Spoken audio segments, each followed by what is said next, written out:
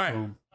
Going into the final piece of the podcast, what I like to call "What Have We Been Playing?" I'm gonna start with What have we been playing? What have we been playing? Yeah. Thank you. I appreciate That's the theme for this part of the show. I'm gonna clip that out and I'm gonna play that every time we go in. I think Austin has to sing it exactly the same every time. Oh, he has to do it. Okay, well, The recording's only if he's not here. Oh, okay. Hold on, let me find out what key this is in. Okay, we're in B. All right, B major. Yeah. All right, cool. Anyways, keep going. All right. So, what games have we been playing? I'm gonna throw it over to Austin first. I want to start with what have you been playing? You weren't here last week, so I want to touch on to see what is it that you've been playing, dude. Yeah, so don't get too excited, listeners. Nothing crazy here. Okay, so I'll start off with. I guess I'll just start off with Red Dead 2. I always Let's reference this go. game.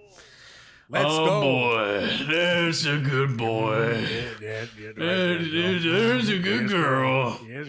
Yep, Martha Morgan. I really like this game. I'm still in my first playthrough, and I've owned this game for like almost a year.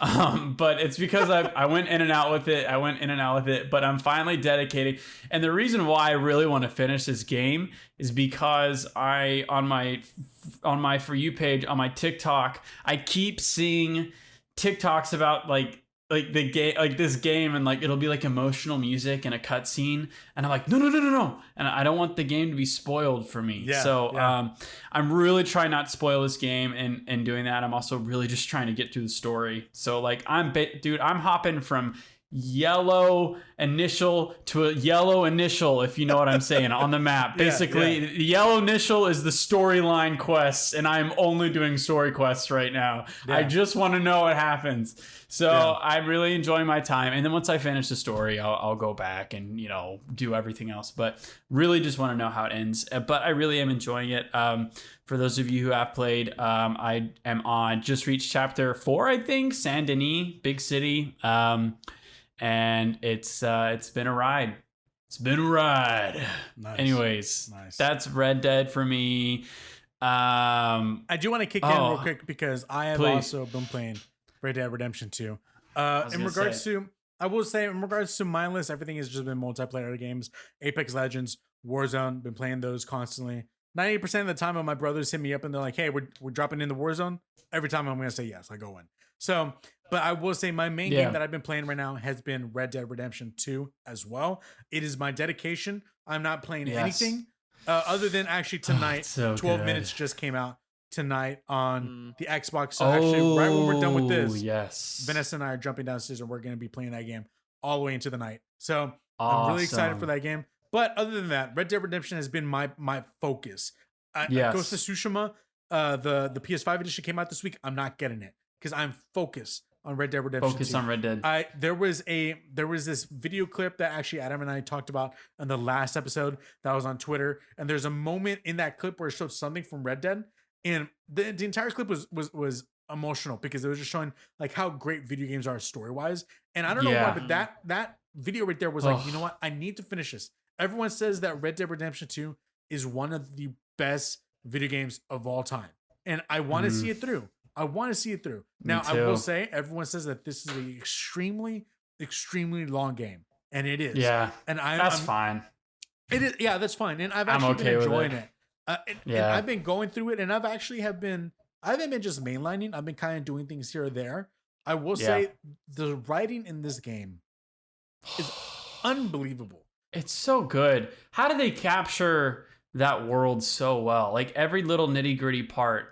Like I live in the South, so like obviously not like Red Dead Redemption 2 South, but like I'm hearing these guys talk, and I'm like, this is how my grandparents talk. This is how my expanded family like in their like 80s.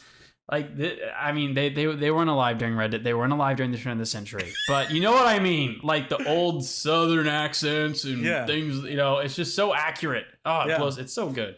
And I think what's cool is the fact that there's conversations that you have, and you'll be going on a mission, and it's Arthur, and he's speaking with Lenny, and the conversation that they have, I'm literally like getting emotional while I'm watching it because I'm like, yo, this is a very honest conversation that's happening between these two characters. Or I'm just going around my camp and someone stops me.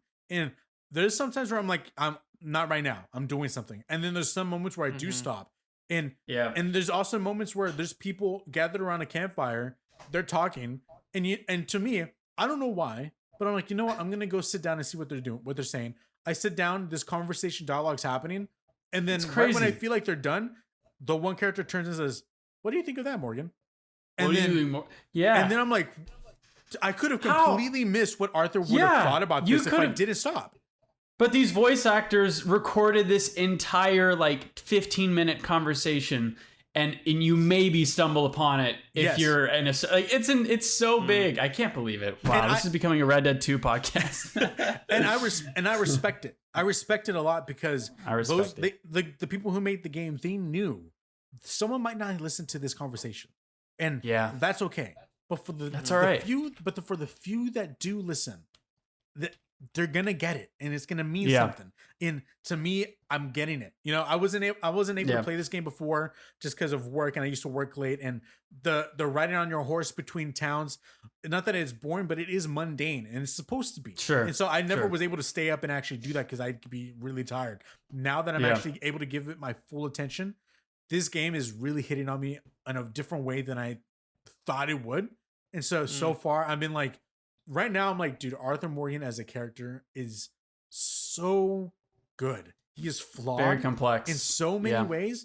But then there's moments where I'm like, dude, you're really a good guy. Like he has this conversation, and I don't want to. This is not spoilers, but there's a conversation he has with Lenny, and Lenny is a black character within this group of people that are practically all white. And Lenny's having this honest conversation about his color and what they'll think of Arthur with him hanging out with them. And Arthur's like, what are you talking about? That's nothing. And then Lenny's like, no, they are going to think that. And Arthur to be like, I'm sorry. Like, that's what he's like. He doesn't argue he back. Literally is like, I'm sorry for what you're going. I'm sorry you have to deal with that every day. Exactly. He's basically saying, I recognize my white privilege, Lenny. I'm sorry you have to deal with this every day. Like, those are some woke cowboys, man. And that's the thing is, it doesn't feel shoehorned in. It feels so natural for his character. Oh, yeah. And then and then you do the mission, and then you kill 50 people. And then but that still makes sense with who you are as a character. He's so complex. So anyways, I've been playing Red Dead 2. Well, you've been playing Red Dead 2. You guys are about to talk me into another hour or 100-hour plus game.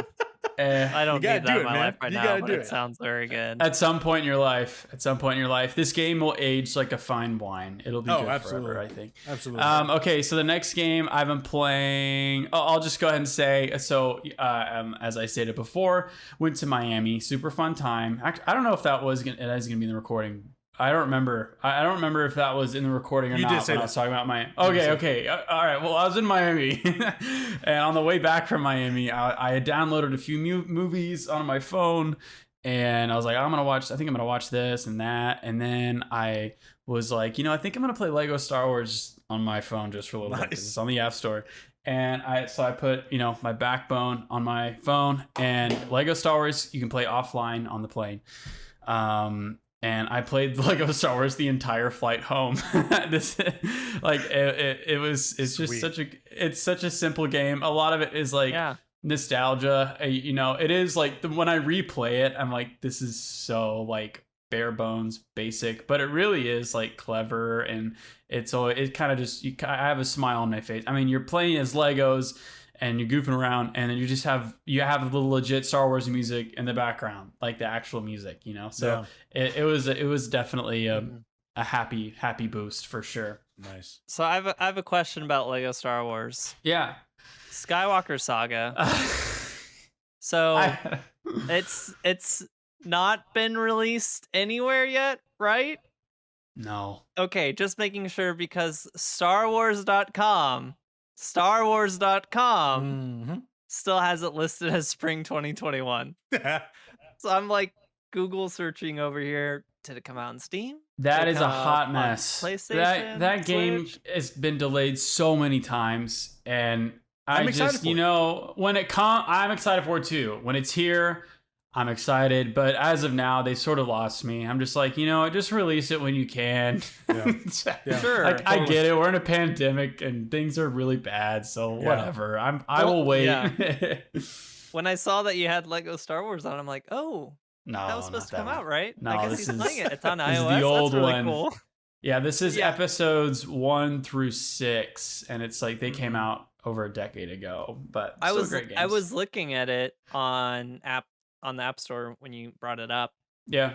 You can download it for free and play through the episode 1 story missions for free. Oh, nice. Before buying into the rest of it. Yeah. If you did want to give it a try. And it's like out there.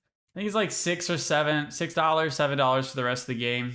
Really, cheap. Honestly, App Store, there is the risk that some future update will then make games you own not playable anymore. Yeah, there's that risk, but generally the games are cheaper. If you have a phone clip for your controller or a backbone or something like that, you can get some games for cheaper.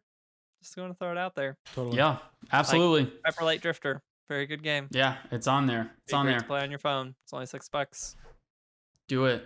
If you want to get into little indie games, there's some big indie games on the App Store. Apple. It's like $2 or $3. Fez. Right. It's on there. Forager. Which one? Forager. It's like Forager. Yeah. Oh, yes. I think I've heard of it. Austin, lastly, Grime. Oh, sorry. Yeah, Grime. Okay, so Grime, a new title came out on pretty much it came out on Windows, Macintosh, and Stadia. So it was a pretty cool big release for Stadia. Really interesting game. And I honestly haven't played a lot of it. But I played enough of it where I'm like, I'm going to talk about it on the podcast because it was a really unique experience. It looks super cool. Yeah, it's really cool. Kind of this dark, somewhat kind of grotesque type game. Very, I don't even know how to explain it. You play it. Your character is sort of this energy source with it's an embodiment of this weird energy source where you can absorb people, kind of like a Kirby, if you will, but a lot scarier looking. You're able to sort of take on certain abilities from powers of enemies you defeat, and the art is really cool, and it's a really interesting looking game. It sort of runs like the Metroidvania, but it's also like a looter as well. Like you pick up loot from enemies and armor, weapons, and stuff like that. So it's a really interesting concept. But it's a cool game. It's kind of hard. Like I died a lot, which is pretty common in those types of games. You die a ton, and it has like save points, which are. They can be frustrating, like you go down a long stretch without a save point and it's like, oh my God. And you have like one bar of health left and an annoying enemy just like comes out of nowhere and kills you and you have to start all over. Yeah. It's I got a little rage quit on the game. But other than that, I really did appreciate it. I appreciated the game. So it's on Google Stadia. I think you do have to buy it unless you're a pro member, unless you're subscribed. I think it's free, and I think it's on Epic Games as well. So cool. Yeah, I see it listed on Steam for like $25. Yeah, it's it's good. Do it. Yeah, I remember seeing an announcement, I think, for this game. I don't remember when, but I thought it looked really cool at the time. And I'm glad you brought it up because I'm looking back and I'm like, oh yeah, that was like one of the games out of many during some kind of indie showcase or something where I thought this looked good. They had a great cinematic trailer. The trailers were really good. And I was like, this is cool. And the fact that they say like Metroidvania, Souls-like, platformer, I'm like, maybe I will still check this out. Maybe I will try it out. Yes. Adam, you've been playing the Skyward Sword for a while. How's your experience going with that so far? It's still been good. It's been on the back burner a little bit the past week or two. How do I say where I'm at? I'm in the part where I'm doing like the spirit vessel things for the people who are in the know. So I don't know, maybe 50% through the game. I've mostly been focused on trying to finish Bloodborne, because I definitely have gotten to the point where I've gotten past, like, usually for the Souls games, there's like the first hump where you get used to that game, and then there's the second hump where Yeah. you just get to the part where the game is really hard Yeah. compared to what you've done before. And then once you get past that hump, it's just the, steady climb to finish out the game. Yeah. And of course, once I got onto that steady climb to the end, I was like, I have enough of the trophies already. It's really, I'll look up a trophy guide and see what's left. There we go. This is fully doable. You're And a it had, madman. yeah, I really thought I was going to have the platinum done by the time we recorded. I really thought I was. And then I just underestimated how long the Chalice Dungeon section of the game is for those who are doing it. So it's generally this completely optional content where there's dungeons that it's basically a dungeon crawler game within the Bloodborne game already, just using a bunch of the same enemies and whatnot. And there's the option to like randomly generate those dungeons so you can kind of get like variety replayability out of it. But there's also all or most of the bosses you beat in the game show up again in those dungeons, and then you have to play through beating all of them again. And then there's like modifiers like you only have 50% of your health for this entire thing. That sucks. Also, it's just harder in general. So I really underestimated how many of those dungeons I was going to have to do. But literally, once I finish the last dungeon I'm on, I just have to do the 3 endings.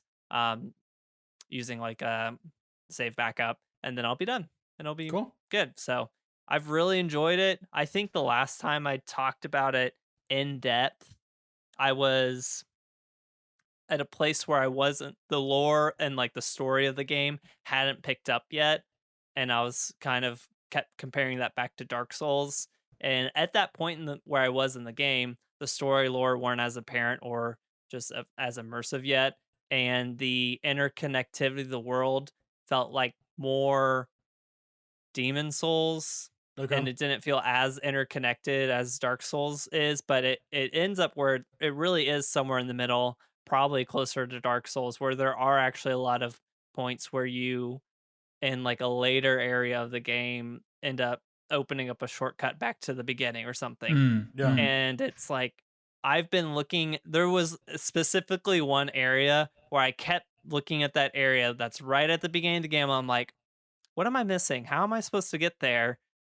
And I kept like crawling through that first area over and over again and be like, I'm missing something. And then to be completely somewhere else, randomly see a path I'd never seen before, go down that, climb through like these tunnels and up ladders, and then just plop back out there. I'm like, what the heck? What the heck was that about?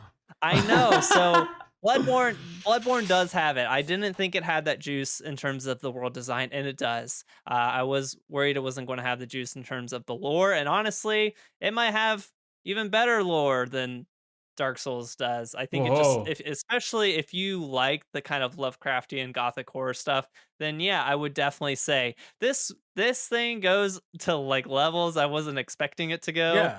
Yeah. At the beginning it's like, okay, it's this thing where, people are infected, turning into beasts, and I just have to hunt them. And then there's like 5 levels deeper than that, and it's like, oh my gosh, what is going on? Yeah. Are you enjoying it though? Are you? Yeah. Because I know the story is very, very cosmic HP Lovecraft to the the creator of Dark Souls was enthralled by medieval, and yeah, I know with HP Lovecraft he's enthralled with that as well. But even taking it to that next level, are you enjoying the cosmic, to an extent, sometimes horror kind of what the heck is going on right here kind of story and meaning behind the whole game?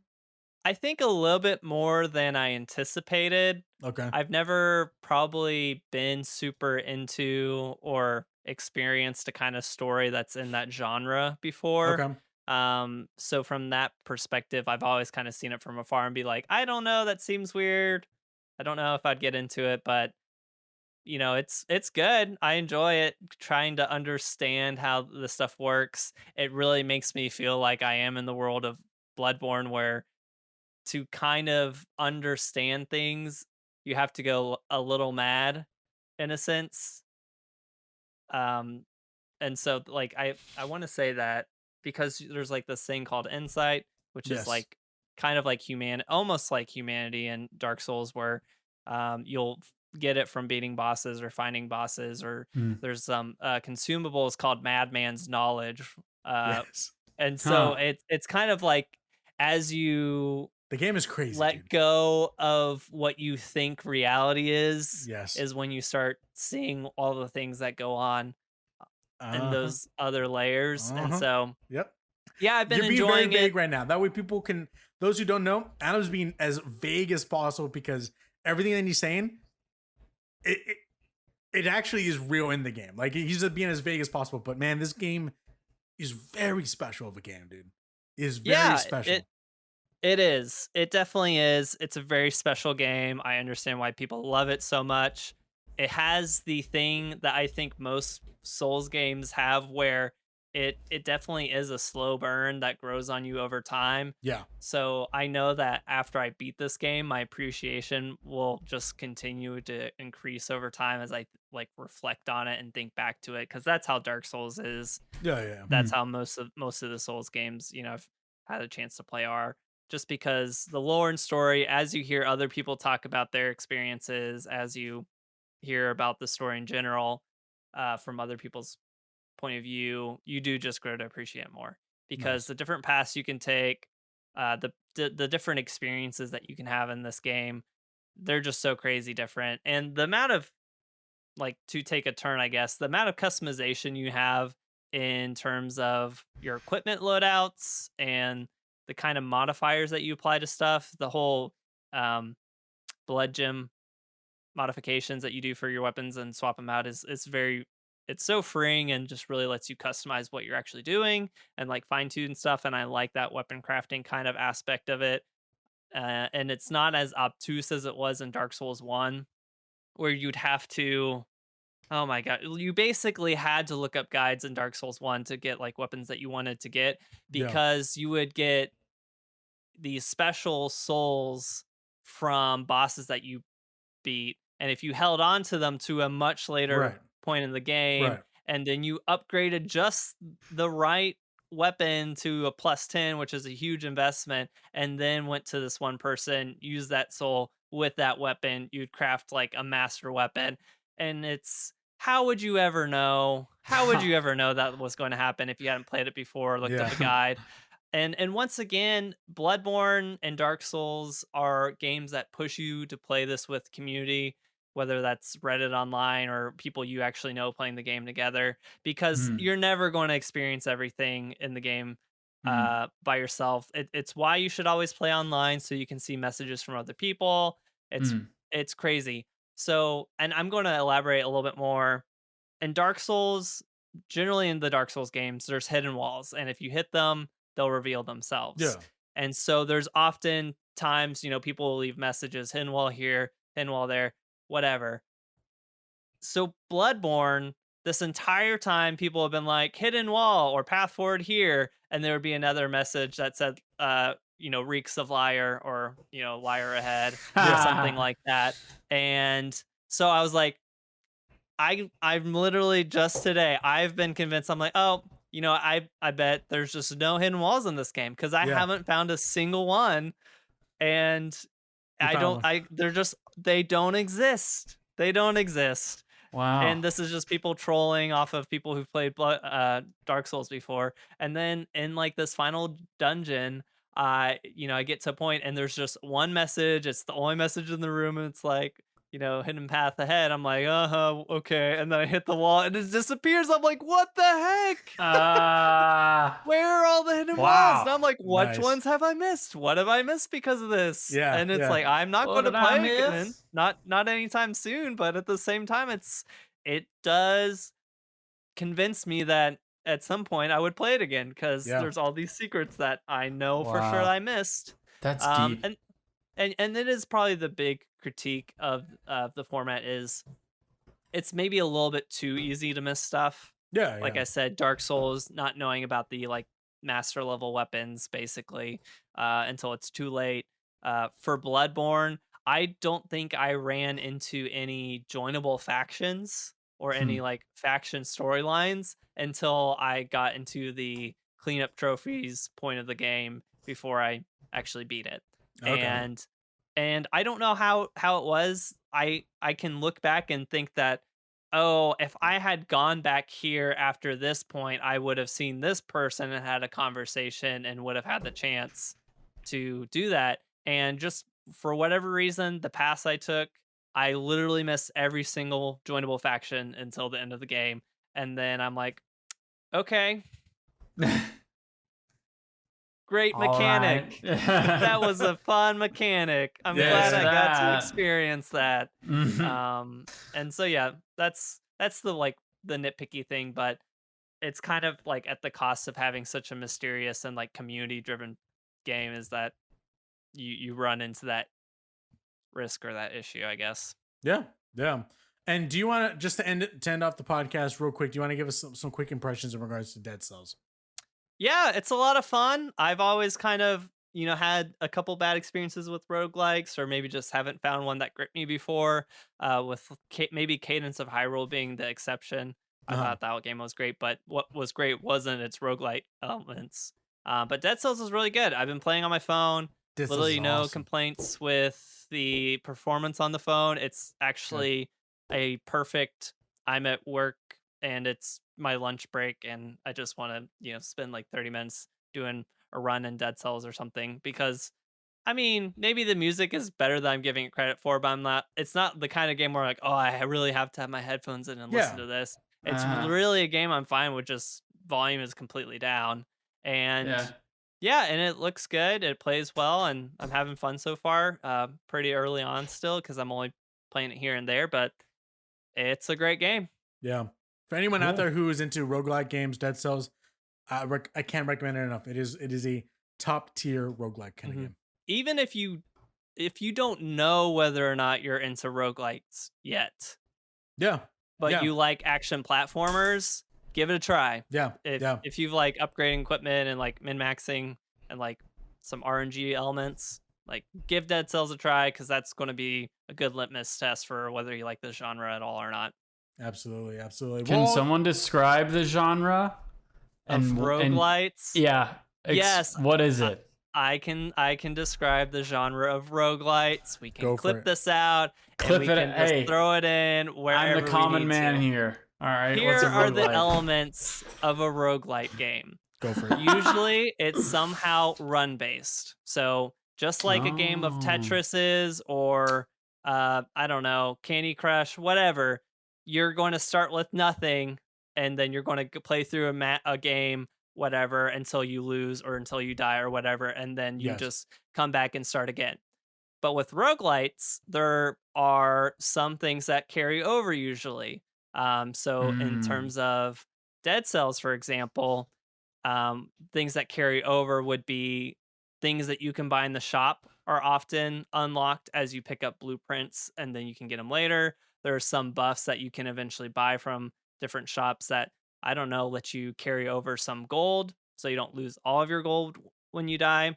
And then maybe not Dead Cells, but other games, and I think Returnal works this way, is if you unlock a shortcut, that shortcut will stay unlocked when you start getting okay. Yes. Okay, cool. And a game like Returnal, that helps you, go through the story. So roguelite, in I guess the sense, is kind of like there is some progression. You don't start over with nothing every time. Right. But honestly, if you think of like roguelike, and I know there's so much nuance there, just it's such a small difference between saying like and light. But the original game Rogue, it's like you're just starting over every time, and it's just it's just a new thing every time, right? Which is how honestly most older video games were. The idea of progression isn't something that came out till later, so I don't know. Is there room for a better name? Probably. Cool. There you go. I hope y'all enjoyed that little class by Mr. Adam. If y'all enjoyed what you listened, if you enjoyed what you heard, if you enjoyed what you saw, please leave a comment in the comments down below. Like the video, rate the podcast on whatever podcast service that you use. If you have any comments, questions, concerns, thoughts, or ideas, hit us up on Twitter at Ambitious Casual. Email us at xppodcast@ambitiouscasual.com. Look, all this information is going to be in the show notes on the podcast feed and the video feed. Guys, thanks for watching. Austin, Adam, thank you for joining me. My co-hosts, their social links will be in the summary and the show notes as well. Guys, remember, this is the XP Podcast, your bi-weekly video game podcast where we talk about all things video games. We'll be here again in another 2 more weeks. Maybe something big's happening. I know Gamescom is happening, but other than that, I don't know. We'll see y'all next time. Until then, keep playing those games. Peace out. See ya.